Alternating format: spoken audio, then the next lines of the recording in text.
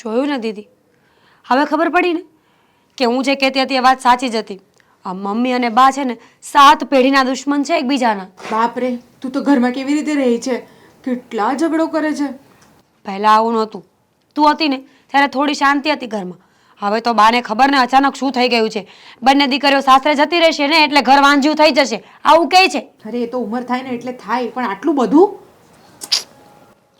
છોડ ને. આ લવ મેરેજનો આઈડિયા બી ફેલ ગયો. હા, એ આઈડિયા લવ મેરેજ વાળો હતો. હાસ તો અમે બોલ્યા જ નહીં. મરી ગઈ. અમે કીધું કે લવ મેરેજની વાત કરીશું તો થોડું ઘણું શું કે આપસમાં વાતો કરશે અને સમાધાન થઈ જશે. હું થયું દીદી, ખરેખર આ લવ મેરેજ માટેનો ઝઘડો હતો? હાસ તો થઈ રહ્યા અમારા લગ્ન, થઈ ગઈ મારી જિંદગી બરબાદ, ખતમ, પૂરું. કેમ? શું થયું? એવી તો શું વાત છે? બોલ ને. દીદી, સાચું કહું ને તો હું ખરેખર લવ મેરેજ કરવાની છું. મને એક છોકરો બહુ જ ગમે છે. મને એમ હતું કે હું ઘરમાં બધાને ધીમે ધીમે વાત કરીને સમજાવીશ, મનાવીશ. પણ તે અને જીજાજી તો પહેલા જ બોમ્બ ફોડી નાખ્યો ને. અરે અમને એ જ કે તારા લવ મેરેજની વાત કરીશું તો થોડું ઘણું સમાધાન થઈ જશે. જોઈએ તો ખરી કે એમના મત શું છે બંનેના. જોઈ લીધા ને, તે તમારું બૂચ માર્યું ને. હવે થઈ રહ્યા મારા લગ્ન. હવે તો આ વાત ઉપર ક્યારેય ઘરમાં વાત નહીં થાય. પણ મને એ કે તું એ મને ના કીધું કે તું એ છોકરો પહેલાથી ગોતી રહ્યો છે એમ? પણ તું પણ તો કેવી માણસ છે. મળ્યા છીએ, શાંતિથી બેઠા છીએ. કેટલા ટાઈમથી તું ઘરે નથી આવી અને ઘરે આવે તો આ ઝઘડાઓમાં પડી રહી છે. ક્યારે વાત કરું તને હું? એ જ ને, હું પણ થોડાક દિવસ છે ને અહીંયા એમ જ રહેવા આવી હતી કે મને થોડું સારું લાગે. પણ આ બાના લફડા તો બહુ વધી ગયા છે ઘરમાં. મેં તો તને કહ્યું જ હતું ને કે અત્યારે ના આવતી, પણ તું દોઢી આવી. પણ છોકરો કોણ છે તો કે? છોકરો કોનો છોકરો? કયો છોકરો? અચ્છા, આ બાજુવાળાનો. બહુ મસ્ત. હા નહીં પપ્પા, આ બાજુવાળાનો છોકરો કેટલો મસ્ત લાગે છે ને. બહુ મસ્ત છે. એટલે કમ તો ટીંગલા જેવો. ચૂપ રહે તું. નાના છોકરા તો છે ને બધાને ગમે, પણ તમે બે જેમ એ રીતે આયા વાતું કરો છો ને, આમ હસી ખુશીને એકબીજા રહે, એવી જ રીતે હું તારી મમ્મીને અને આપણા બાને બે જો આવી રીતે વાત કરતા હોય હસી ખુશી, એ ચિત્ર હું જોવા માંગુ છું. એ તો થઈ જશે પપ્પા, એનું ટેન્શન ના લેશો તમે. અને અંદર અમે જે વાત કરી હતી ને એ આના લવ મેરેજના લઈને છે ને ખાલી ટોપિક અમે કાઢ્યો હતો કે બંનેનું સમાધાન થઈ જાય, મમ્મીનું અને બાનું. બાકી આવું લવ મેરેજ જેવું મારા જીવનમાં તો કઈ છે જ નહીં ને. હું થોડી કોઈ દિવસ લવ મેરેજ કરું. કરવાનું તો દૂર, હું તો વિચારું પણ નહીં. નહીં બેન? ચૂપ રહે તું, જુઠ્ઠું બોલે છે. પપ્પા ભૂમિ, આણે છે ને ભૂમિ! ચૂપ રહે. છોકરો ગોતી રાખ્યો છે. હા એટલે પેલું નાટક હતું, પણ આ ખરેખરમાં છે. મને આમાં કઈ ટપો નથી પડતો. એમ કે આ ખરેખરમાં નાટક જ છે.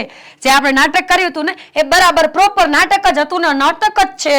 ના પપ્પા, એવું કઈ નથી. અને આ વસ્તુ છે ને સાચી છે.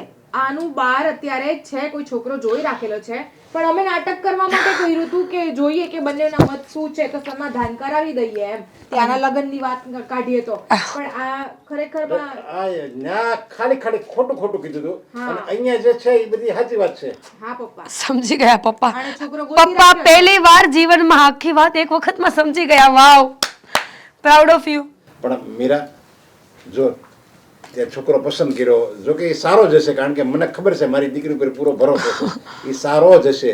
પણ પછી આ અંદર તમે છો ને, તમને શું કામ રાખ્યા છે આ ઘરમાં? બરાબર ને? એક બાજુ તમારી મમ્મી છે ને એક બાજુ તમારી પત્ની. બંને જવાબદારી તમારી છે, તમે સંભાળો.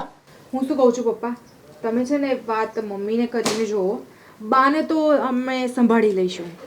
અરે તારી મમ્મીને મારા પ્રેમની વાત કરીને તો હું જો આમ આગો ઉભો તો વાંધો નહીં, જો નજીક હશે ને તો મને એક ઝાપટી જાય. હા, તો ખાઈ લેવાની ને પપ્પા, કિસી કો પતા નહીં ચલેગા.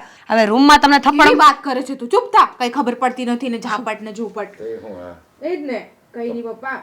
એમ તો મને નહીં લાગતું કે આની પસંદ ખરાબ હોય, બહુ સારો જ ગોત્યો હશે. એમ તો આપણું નાક તો નહીં કપાવે. હા.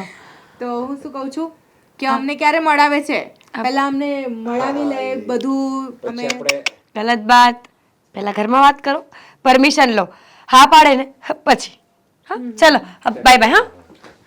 અરે મીરા, ભૂમિ એક કામ કરીને તું તો જોઈ લે છોકરો. હા, કારણ કે તને તું અને આદિકુમાર બે છોકરાને તો જોઈ લો, પછી એવું લાગે તો હું વાત એકાવું. એ બી બરાબર છે તમારી વાત પપ્પા. છતાંય હું એને સમજાવવાની ટ્રાય કરું હું મીરાને ટ્રાય કરું છું હું નક્કી નથી કહેતો હું સમજાવી શકીએ એમ એવું છે. હા કઈ નહીં, એ તો પછી અમે બંને જોઈ લઈશું, હું અને આદિ. આમ હા, તો મીરાને હું કહી દઉં છું કે છોકરો કોણ છે, કેવો છે, હા. અમે બંને જઈને જોઈ આવીએ પહેલા, પછી તમને કહીએ કે ફાઇનલ છે કે નહીં. પછી તમે મમ્મીને વાત કરજો હો. નહીં નહીં વાત એને કરી પણ આમાં ગમે બેમાંથી એક માનશે કા બા માનશે તો તારી મમ્મી નહીં માને તારી મમ્મી માનશે તો બા નહીં માને હવે બેને મનાવવાના એટલે તો બહુ લોટાના ચણા જેવું છે મમ્મીને તમે મનાવી લેજો, બરાબર? બાને અમે જોઈ લઈશું જે થવાનું છે તે. સારું વાત અને એમનું સમાધાન તો કરાવવું જ પડશે ને. આવી રીતે કેટલા દિવસ ચાલશે ઘરમાં? આવું તો આવું ના ક્યાંય ન ચાલે. હોય એકબીજારે બોલે નહીં મને તો એ વિચાર થાય આખું રહેવું બેને 24 કલાક એક જ ઘરમાં એક છતની નીચે જ રહેવાનું અને એકબીજા વારે બોલવાનું નહીં આ તો આવું અરે એમનું ક્યાં ખટકે છે ને મને એ નથી સમજાતું. જેરી કઈ બી બોલી દો એમનું તો બધું ચાલુ થઈ જાય છે રામાયણ. બેમાંથી એક એને લેટ ગો નથી કરવું એમ જાતું નથી કરવું હાલો ભાઈ કહી દીધું હાલો હશે ભાઈ એમ જો માણસ એકવાર કહી દે ને તો એની જિંદગીમાં દુઃખ નામનો શબ્દ જ ન આવે પણ એવું જ કોઈને સમજવું નથી કઈ નહીં પપ્પા, હમણાં તમે જાઓ, હું મીરાને સમજાવું અને પેલા છોકરાનું અમે ફાઇનલ કરી દઈએ. આ તું જા ને હું આ જરીક લાંબો થાવ લે હું આ લાંબો થાવ તમે બે અહીંયા કઈ અડીંગો નહીં, હવે તમે. લાંબા થઈ જાઓ. હા, અને એક એવું લાગે ને તો ઓશિકાનું ઘા કરે આપો. આને જેવું હુતા જેવું હક નહીં કે